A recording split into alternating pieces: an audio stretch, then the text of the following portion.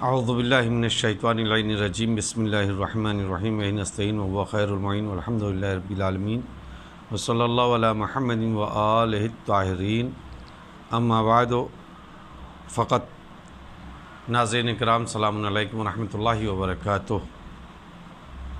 معرفت اصحاب پیغمبر کے سلسلے سے ہماری گفتگو جاری و ساری ہے،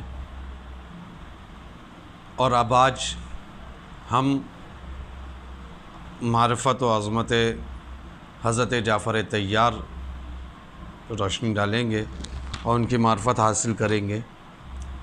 پیغمبر اسلام کے صحابی ہیں، مولا کائنات کے بھائی ہیں، حضرت ابو طالب کے تیسرے فرزند ہیں۔ آپ سے بڑے دو اور بھائی ہیں، جناب طالب اور جناب عقیل، اور مولا کائنات آپ کے چھوٹے بھائی ہیں۔ آپ پیغمبر اسلام کے چچا زاد بھائی کے ساتھ وفادار صحابی اور جانثار اور سچے سپاہی بھی تھے۔ آپ کے دو القاب بہت مشہور ہیں۔ ایک تو لقب آپ کا اتنا مشہور ہے اور نام کے ساتھ اس طریقے سے ملحق ہو گیا کہ نام کا جز لوگ سمجھنے لگے، نام کا حصہ سمجھنے لگے، جسے طیار کہتے ہیں۔ یہ آپ کا لقب ہے، یہ آپ کے نام کا حصہ نہیں، آپ کا نام صرف جعفر ہے، لیکن طیار کا لقب آپ کے نام کے ساتھ اس طریقے سے ملحق ہو گیا کہ لوگ اس کو نام کا ہی حصہ سمجھنے لگے، جعفر طیار۔ اور دوسرا لقب ہے ذوالجناحین، دو پروں والے۔ آپ کی ولادت بیضہ سے 20 سال قبل مکہ مکرمہ میں ہوئی۔ کہا جاتا ہے کہ آپ چاروں بھائیوں کے درمیان ہر ایک میں عمر کے اعتبار سے 10 سال کا فرق تھا، یعنی جناب طالب سے 10 سال چھوٹے عقیل، عقیل سے 10 سال چھوٹے جعفر، جعفر سے 10 سال چھوٹے مولا کائنات۔ یہ اس طریقے سے سلسلہ ہے۔ آپ دیکھ سکتے ہیں ابو الفرج اصفہانی کے مقاتل الطالبین کے صفحہ نمبر 9 پہ۔ آپ کی کچھ کنیتیں ہیں، کچھ القابات ہیں۔ آپ کو آپ کے فرزند عبداللہ کی نسبت سے ابو عبداللہ بھی کہا جاتا ہے۔ دوسری کنیت ابو المساکین ہے، آپ مسکینوں کی مدد کرتے تھے، لہٰذا آپ کو ابو المساکین بھی کہا جاتا ہے۔ اس کے علاوہ طیار، ذوالجناحین مشہور القاب ہیں۔ پیغمبر اسلام نے ایک حدیث کے ضمن فرمایا کہ میں ایک رات جنت میں داخل ہوا تو دیکھا جعفر ملائکہ کے ساتھ پرواز کر رہے تھے۔ یہ طیار اور ذوالجناحین دونوں کے وجہ بتائی ہے پیغمبر نے۔ طیار طیر سے ہے، طیر یعنی اڑنا، اور جناحین یعنی پروں والا۔ آپ پروں کے ذریعے سے جنت کی سیر کرتے تھے، جنت میں پرواز کرتے ہیں، ٹھیک ہے۔ امام پنجم حضرت محمد باقر علیہ السلام نے فرمایا، خداوند عالم دوران جاہلیت جعفر کی 4 خصلتوں کی بنا پر تکریم فرماتا تھا، یعنی جب دور جاہلیت چلتا تھا اس وقت بھی خدا جناب جعفر کی 4 خصلتوں کو پسند کرتا تھا۔ یہ امام کی حدیث ہے۔ ظاہر سی بات ہے، یہ ساری چیزیں اس بات کی طرف اشارہ ہے کہ خانوادہ ابو طالب، اولاد ابو طالب، جب بیٹوں کے یہ عالم ہے کہ ان کے اس دور میں بھی خدا کو خصلتیں پسند ہوئیں، تو ظاہر سی بات ہے پھر ان کا باپ کتنا عظیم مرتبت ہوگا۔ کون سی؟ کسی نے سوال کیا مولا وہ کون سی 4 خصلتیں؟ امام نے فرمایا جعفر شراب نوشی سے پرہیز کرتے تھے، شراب بالکل پسند نہیں کرتے تھے اس وقت میں بھی جب شراب عام تھی۔ دوسرے جھوٹ نہیں بولتے تھے۔ یہ سب صحابی ہونے کے اور دوستدار ہونے کے، پیرو ہونے کے علامات ہیں۔ سچا پیرو، سچا صحابی، سچا دوستدار کون ہوتا ہے؟ وہ پہلے شراب نہیں پیتا، شراب حرام ہے، جھوٹ نہیں بولتا، اور فحاشی سے بچتے تھے، فحش کلمات، گندے کلمات نہیں استعمال کرتے تھے، اور بتوں کی پوجا نہیں کرتے تھے۔ یہ وہ 4 خصلتیں ہیں۔ نبی نے بھی ان کے حق میں دعا کی ہے کہ خداوند متعال جعفر کو 2 پر عطا فرمائے تاکہ ملائکہ کے ساتھ جنت میں پرواز کریں،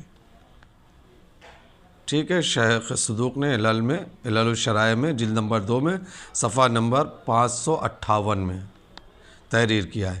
آپ کے دیگر القاب میں بھی ہیں ذوالہجرتین، آپ نے 2 ہجرت کی، لہذا ذوالہجرتین 2 ہجرت کرنے والا، یہ بھی آپ کا ایک لقب ہے۔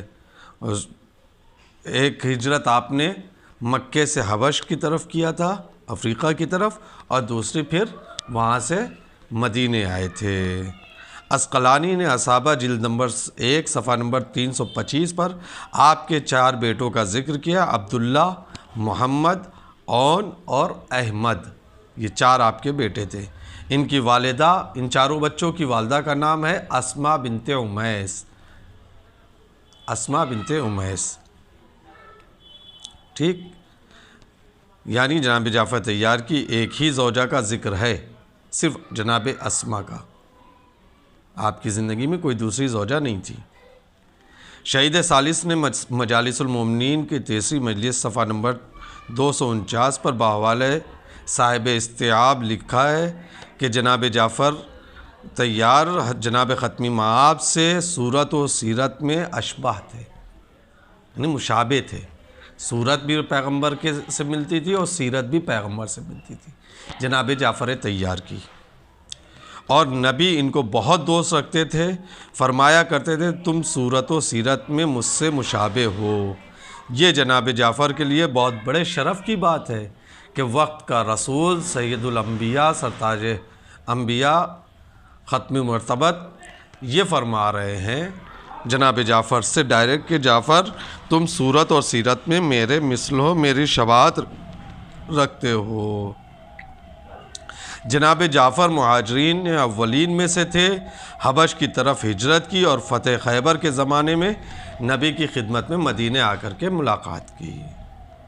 اس موقع پر نبی نے آپ کو گلے سے لگایا اور پیشانی کا بوسہ لینے کے بعد فرمایا میں نہیں سمجھتا کہ کس بات پر میری خوشی زیادہ ہے، جعفر کے آنے پر یا خیبر کے فتح ہونے پر، یعنی دونوں کی خوشی پیغمبر کو اتنی تھی کہ خود پیغمبر فرما رہے ہیں کہ اس وقت میں اس بات کو نہیں بتا سکتا کہ مجھے کس بات کی خوشی زیادہ ہے، آیا خیبر فتح ہونے کی خوشی زیادہ ہے یا جعفر کے آنے کی۔ جناب جعفر ہجرت پیغمبر کے 7ویں سال مدینہ میں وارد ہوئے، نبی نے مسجد کے پہلو میں ان کے لیے ایک گھر مقرر فرمایا تھا اور جنگ موطا میں آپ شہید ہوئے تھے۔ یہ مختصر سی زندگی آپ کی میں نے بیان کی، اب ذرا سی تفصیل بھی دیکھ لیں۔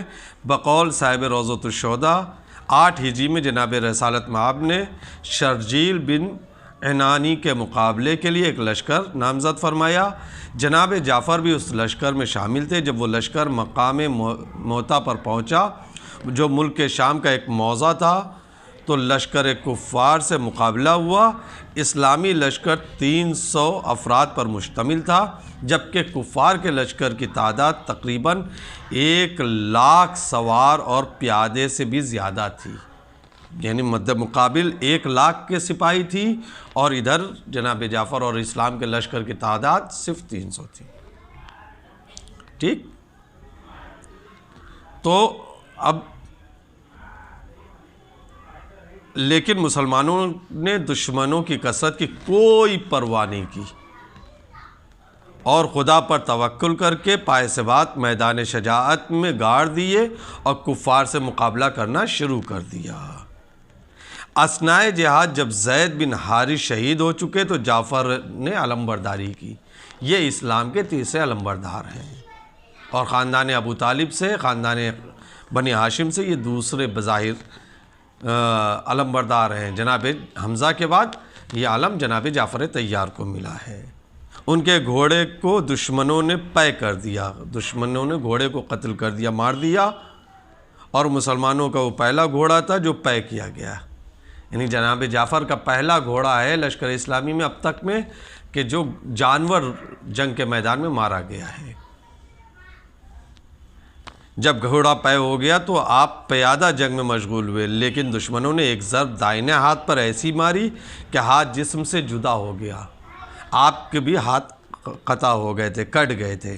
تو پھر آپ نے علم کو اپنے بائیں ہاتھ سے سنبھالا، لیکن جب دشمنوں نے وہ ہاتھ بھی کاٹ دیا تو پھر آپ نے علم کو سنبھالا اس طریقے سے کہ اپنے علم کو ایک شخص اپنے دانتوں اور اپنے آپ سے سنبھالا اور زمین سے اور پیروں کے ذریعے سے علم کو پکڑے رکھا، یعنی علم گرنے نہیں دیا اس حالت میں بھی، جس طریقے سے ممکن ہو سکا آپ علم کو سنبھالے رہے۔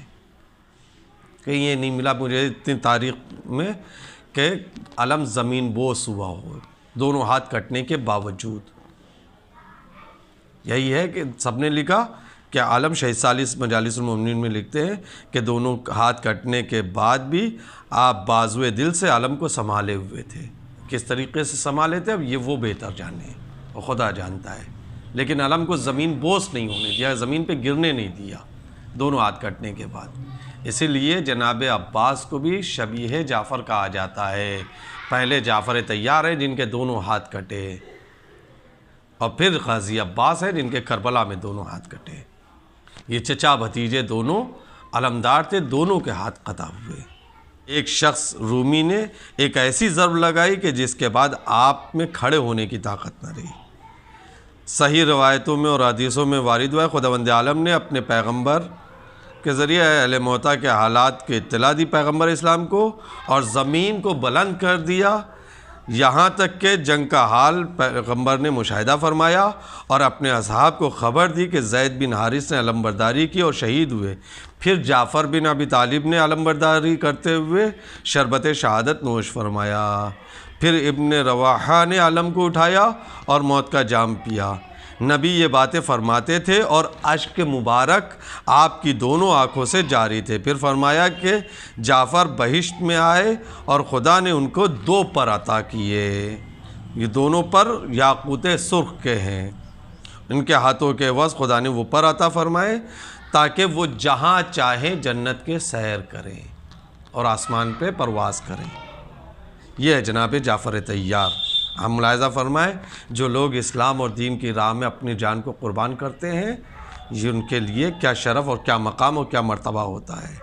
جناب امیر المومنین علیہ السلام سے منقول ہے کہ نبی کریم نے فرمایا، میں نے جعفر کو بہشت میں دیکھا کہ مثل فرشتے کے پرواز کر رہے تھے، اسی سبب سے انہیں جعفر طیار کہتے ہیں۔ اور حضرت امیر نے اپنے بعض اشعار میں ارشاد فرمایا ہے جس کا ماصل یہ ہے کہ وہ جعفر کہ جو صبح و مساء ملائکہ کے ساتھ پرواز کرتے رہتے ہیں میرے بھائی ہیں۔ مولا کائنات نے فخر کیا ہے، اور صرف مولا کائنات نے اس بات پہ فخر نہیں کیا ہے۔ جب آپ مولا سجاد کا شام کا خطبہ اٹھا کر کے دیکھیں گے تو جناب سید سجاد نے بھی شام میں یزید کے سامنے کہا ہے جعفر منا، جعفر ہم میں سے ہیں، یعنی یہ کہہ کر کے انہوں نے امام وقت ہے مگر فخر کر رہے ہیں جناب جعفر طیار کی ذات کے اوپر۔ اب اسی سے آپ اندازہ لگا سکتے ہیں جہاں معصوم امام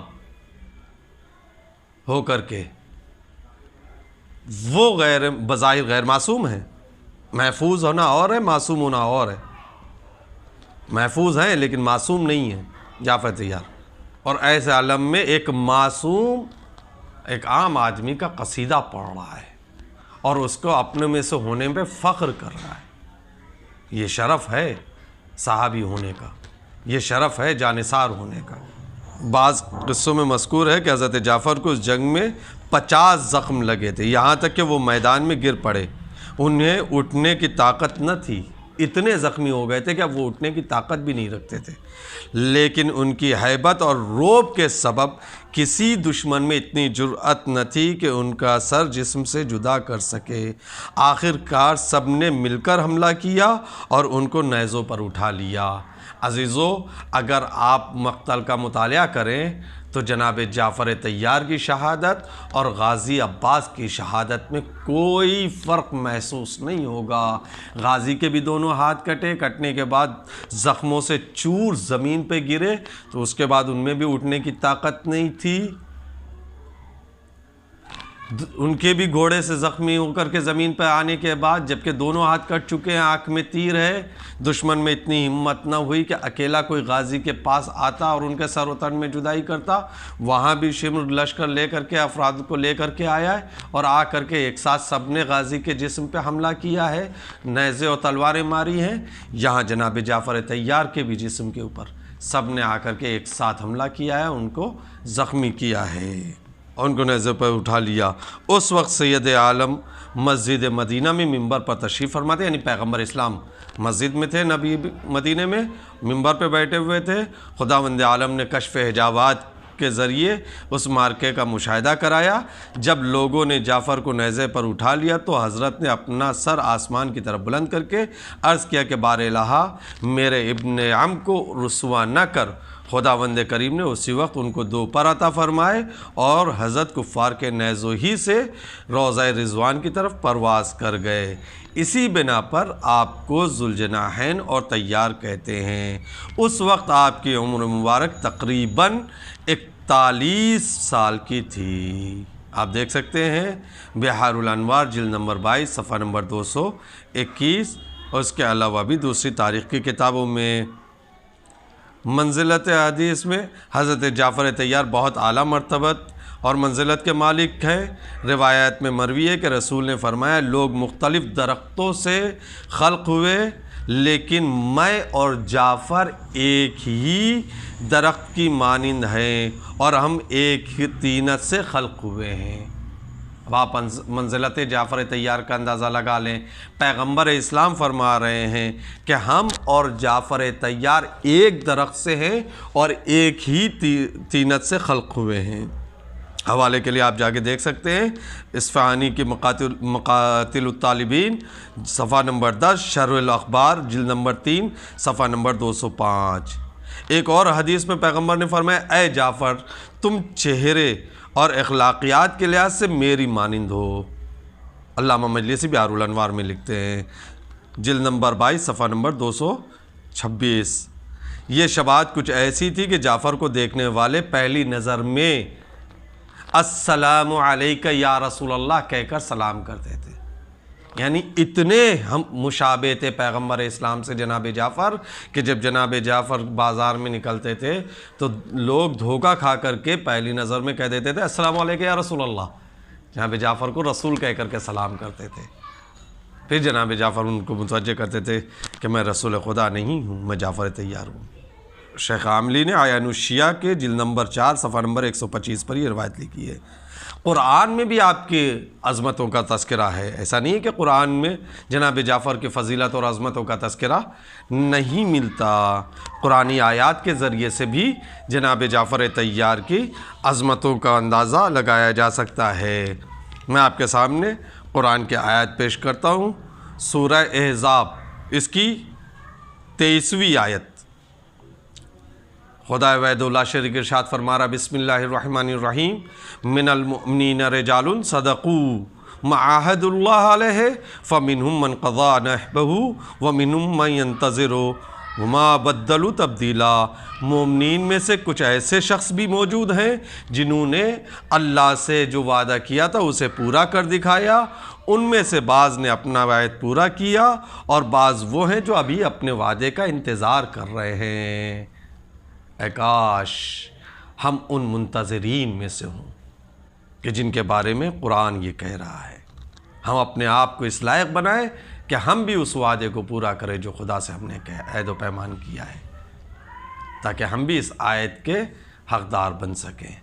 جناب جعفر طیار کی سیرت سے سبق لیں، ان کے حیات طیبہ کو اپنے اندر سرایت کریں تاکہ اس آیت کے مصداق بن سکیں۔ اور انہوں نے اپنے عہد و پیمان میں کوئی تبدیلی نہیں کی، کسی طریقے سے بھی جو وعدہ کیا تھا کوئی تبدیلی۔ یہ آیت جناب جعفر طیار کے لیے ہے۔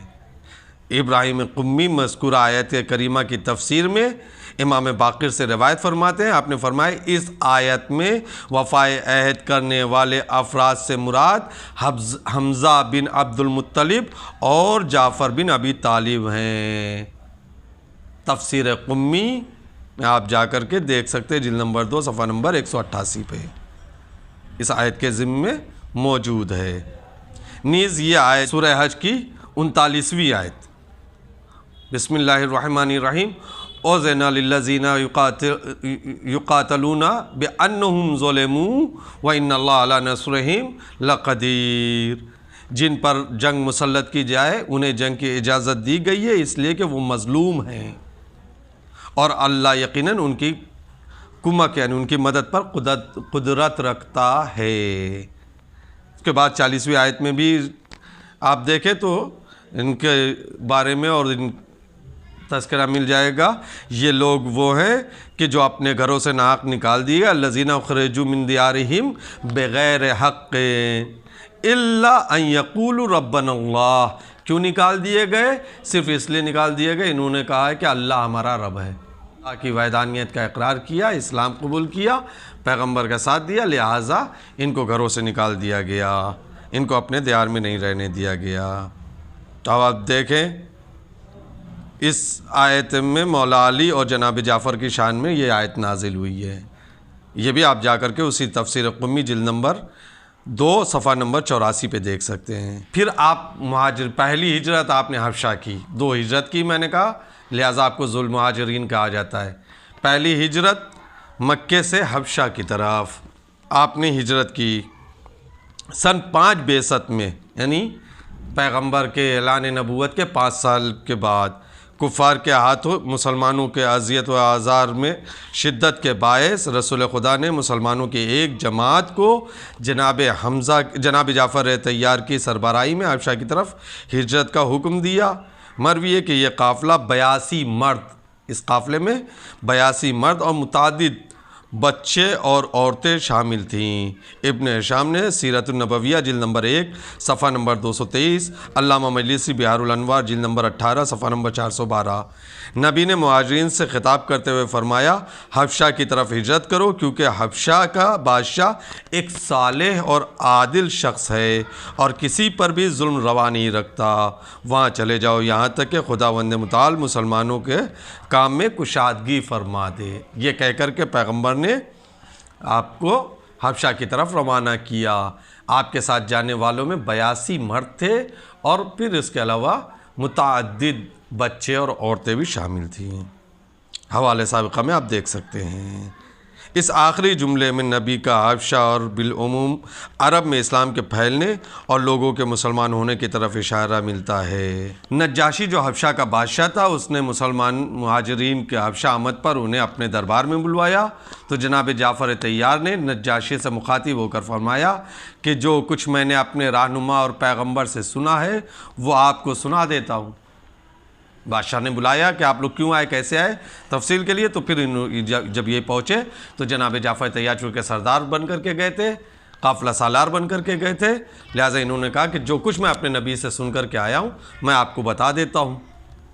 بعد ازاں آپ نے اسلام کے ترجمان کی حیثیت سے کہا ہمارے یہاں ایک پیغمبر آئے ہیں جنہوں نے ہمیں بتوں کی پوجا اور سودخوری ترک کرنے کا حکم دیا ہے، ہمیں غیر حق قتل اور خوریزی اور ظلم اور جبر و فحاشی پلیدی سے منع کیا ہے، برائیوں سے روکا ہے، پابند کر دیا ہے کہ ہم نماز بجا لائیں، زکوٰۃ ادا کریں، عدل و انصاف برتیں، اپنوں کے ساتھ احسان کریں۔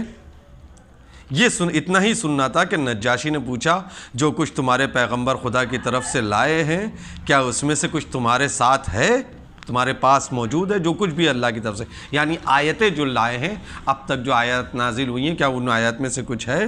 جناب جعفر نے سورہ مریم کی بعض آیات کی تلاوت کی جن میں حضرت مریم اور عیسیٰ علیہ السلام کے شان و منزلت بیان ہوئی تھی۔ نجاشی نے قرآنی آیات سن کر شدید گریہ کیا، خوب رویا، اور رونے کے بعد اس وقت جو کفار مکہ عطیات کے ساتھ نجاشی کے پاس جناب جعفر اور مسلمانوں کے حبشہ سے نکالے جانے کی درخواست لے کر آئے ہوئے تھے، وہ بھی بیٹھے ہوئے تھے، انہوں نے نام اکرام دیا، ادھر یہ آئے تو انہوں نے یہ صرف اللہ اور رسول کی باتیں کی۔ جب یہ باتیں سنی تو اب اس نے بادشاہ نے، نجاشی نے ان لوگوں کا احترام کیا، جناب جعفر اور جو مہاجرین تھے، جو مسلمان تھے، اور یہ جو گئے تھے منافقین، ان کو گرفتار کرنے کے لیے اور ان کے شاہ سے نکلوانے کے لیے ان لوگوں کو ذلیل و رسوا کر کے اس نے انہی کو نکال دیا۔ چنانچہ مسلمانوں نے پورے امن و سلامتی کے ساتھ حبشہ میں قیام کیا۔ بہار میں موجود ہے یہ تفصیل، اور آیان الشیعہ میں بھی آپ دیکھ سکتے ہیں۔ مسلمانوں نے 6 ہجری کے اواخر تک حبشہ میں قیام کیا۔ رسول خدا نے غزوہ خیبر کے موقع پر نجاشی سے تقاضا کیا کہ مسلمانوں کو وطن لوٹا دیا جائے۔ نجاشی نے بھی تعمیل کی اور مسلمان ہو گیا، اور لوگوں کو یعنی جناب جعفر اور دوسرے مسلمانوں کو رسول کے سفیر عمرو بن امیہ زمری کے ہمراہ 2 کشتیوں کے ذریعے مدینہ روانہ کر دیا۔ ابن عساکر نے تاریخ مدینہ دمشق میں جلد نمبر 45 پر صفحہ نمبر 430 پہ یہ ساری تفصیل لکھی ہے، جس کا خلاصہ میں نے صرف آپ کے سامنے پیش کیا ہے۔ آپ جنگ موطا میں شہید ہوئے۔ بقول ابو الفرج اصفہانی اولاد ابو طالب میں اسلام کے سب سے پہلے شہید جعفر بن ابی طالب ہیں، یعنی خون ابو طالب میں سب سے پہلے اسلام پر جس کا خون بہا ہے وہ ہیں جناب جعفر طیار، وہ بھی اتنی بے دردی کے ساتھ۔ آپ کی شہادت کی خبر ملنے پر رسول خدا ان کے اہل خانہ کے پاس تشریف فرما ہوئے اور بہت گریہ کیا، ان کے بچوں کو آغوش میں لیا اور ان پر شفقت فرمائی۔ شہدائے موتا کا مدفن اردن کے شہر موتا کے قریب مزار نامی مقام پر واقع ہوا ہے، اور وہاں کے لوگ اس کے لیے عقیدت و احترام کے قائل بھی ہیں اور لوگ وہاں کی زیارت کے لیے جاتے ہیں۔ جناب جعفر بن عبداللہ بن رواح اور زید بن حارثہ ایک ہی قبر میں مدفون ہیں۔ قبر کو خفیہ رکھا گیا تھا، یہ عمدۃ الطالب کے صفحہ نمبر 36 پہ کہ آپ لوگ کے قبر کو خفیہ رکھا گیا، شاید اس لیے کہ کفار مشرکین کو جناب جعفر سے سخت ترین عناد تھا اور امکان قوی تھا کہ وہ آپ کے قبر کو کھود کر لاش کی توہین کرتے، مگر افسوس کہ اس وقت کے مشرک وارث یہود آل سعود یعنی وہابیوں نے اس مقبرے کو حالیہ برسوں میں نذر آتش کر دیا۔ اس وقت تو بچ گیا، لیکن اب جو ہے اس کو آل یہود نے نذر آتش کر دیا اور وہ مسمار کر دیا۔ خبر گزاران فارس یہ پہ ہے، آپ دیکھ سکتے ہیں۔ خدا ان نجدی وہابیوں کو ذلیل و رسوا کر کے سخت ترین عذاب نازل فرمائے اور ان کو نیست و نابود کرے۔ تو یہ ہے جناب جعفر طیار۔ آپ سوچے کہ جناب جعفر طیار کا کیا مقام ہے۔ اب جناب جعفر طیار کی منزلت آپ نے ملاحظہ فرما لی۔ بس آخر میں ایک روایت اور آپ کے سامنے پیش کر دوں۔ ابو نعیم نے حلیۃ الاولیاء میں بیان کیا ہے کہ هو الخطیب المقدم والسخی المطعم، خطیب العارفین و مضیفۃ المساکین، مہاجر الہجرتین، مصلی القبلتین، بطل الشجاع، الجواد الشاہ۔ کتاب کا نام جعفر بن ابی طالب، احمد عبد الجواد رومی، صفحہ نمبر 5۔ یعنی آپ عہد اول کے خطیب، سخی، مہمان نواز، عارفین کے خطیب، مساکین کے پالنہار، 2 ہجرت کرنے والے، 2 قبلہ پر نماز پڑھنے والے، مسجد اقصیٰ اور مسجد یعنی قبلہ اول اور خانہ کعبہ کی طرف جب رخ بدلنے کا حکم آیا، ایک نماز کو 2 قبلوں میں پڑھنے والے مولا کائنات اور ان کے بھائی جناب جعفر بہادر، شجاع، جواد درخشاں تھے۔ آپ ملاحظہ فرمائیں، اتنے القابات اور اتنی فضیلت ابو نعیم نے حلیۃ الاولیاء میں لکھا ہے، جس کے حوالے سے احمد عبد الجواد رومی نے کتاب جعفر بن ابی طالب میں لکھا ہے۔ آپ کی قدآور شخصیت پر خاندان رسالت کو فخر ہے۔ یہی وجہ ہے کہ امیر المومنین نے اپنے اشعار میں جناب جعفر کو اپنے میں سے کہا۔ خود شہزادی زہرا سلام اللہ علیہا خطبہ فدق دینے کے لیے جب مسجد میں گئی تھی تو خطبہ فدق میں کہا ہے جعفر منا۔ امام سجاد جیسا میں نے ابھی عرض کیا جب شام آئے تھے اور خطبہ دیا تھا یزید کے دربار میں تو جناب سید سجاد نے کہا ہے منت طیار، جعفر طیار ہم میں سے ہیں۔ تو اس طریقے سے آپ عظمت پہچانیں کہ معصوم ان کی فضیلتوں کا قصیدہ پڑھ رہے ہیں، پیغمبر اپنے سے مشابہ بتا رہے ہیں، اور پھر آپ کی یہ سیرت رہی ہے۔ اب آپ کے القاب کو ہی اگر دیکھیں تو ابو المساکین آپ کو نیت ہے، مسکینوں کی مدد کرنے والے، مسکینوں کے خیر خواہ۔ یہ ساری عظمت اور یہ ساری فضیلت جناب جعفر طیار کی ہے۔ یہ اتنی عظمتوں کے مالک آپ ہی کے بیٹے ہیں جناب عبداللہ، جو جناب زینب سلام اللہ علیہا کے شوہر نامدار ہیں۔ انشاءاللہ آگے گفتگو میں آپ کے حوالے سے گفتگو ہوگی۔ ان کے علاوہ آپ کی زوجہ اسماء بنت امیس، جو آپ کی شہادت کے بعد جن سے پھر ابو بکر نے عقد کیا اور ابو بکر کے بعد پھر مولا کائنات نے عقد کیا۔ ابو بکر نے عقد کیا تو ابو بکر سے محمد بن ابی بکر جو نیک صالح اللہ والے رسول والے اہل بیت کے شیعہ چاہنے والے ایسے عظیم المرتبہ صحابی امیر المومنین کہ مولا کائنات نے محمد بن ابی بکر کے لیے فرمایا ہے کہ ولو وہ دوسرے کی سلب سے ہے لیکن بیٹا میرا ہے۔ تو یوں جناب جعفر طیار کی زوجہ اسما کے وہ بیٹے ہیں۔ اس طریقے سے جناب عبداللہ ابن جعفر طیار اور محمد بن ابی بکر جو جناب دونوں کی ماں کا نام اسما بنت امیس یعنی ماں ایک ہے، اس طرح دونوں ماں کی طرف سے مادری بھائی ہیں۔ یہ ہے عظمت۔ بہرحال محمد بن ابی بکر کی یہ تو عظمت ہے، لیکن جناب جعفر طیار کا مرتبہ بڑا بلند ہے۔ آپ جنت کے سحر کر رہے ہیں، جنت میں آپ کو پر ملا ہے۔ خدا ہم سب کو توفیق دے کہ ہم ان کو صرف کہانیوں کی طرح نہ لیں بلکہ ان کے سیرت کو سن کر کے ان سے سبق حاصل کریں اور ان کی حیات طیبہ کو اپنی زندگی میں اتاریں۔ دوسروں کا حق مارے نہیں بلکہ دوسروں کو اپنا بھی حق ہو تو دوسروں کو دے دیں، بھوکوں کو کھانا کھلائیں، غریبوں یتیموں کی پرورش کریں، مساکین کا خیال رکھیں، اپنوں کا عزیزوں کا ہر ایک کا مزاج پرسی کم سے کم کریں، ایک دوسرے کے احوال پرسی کریں۔ خدا ہم سب کو توفیق دے کہ ہم سیرت جعفر طیار کو اپنا کر اپنی زندگی کو ان کے زندگی کے سانچے میں ڈھال سکیں۔ وآخر دعوانا الحمدللہ رب العالمین وصلی اللہ علی محمد وآلہ الطاہرین۔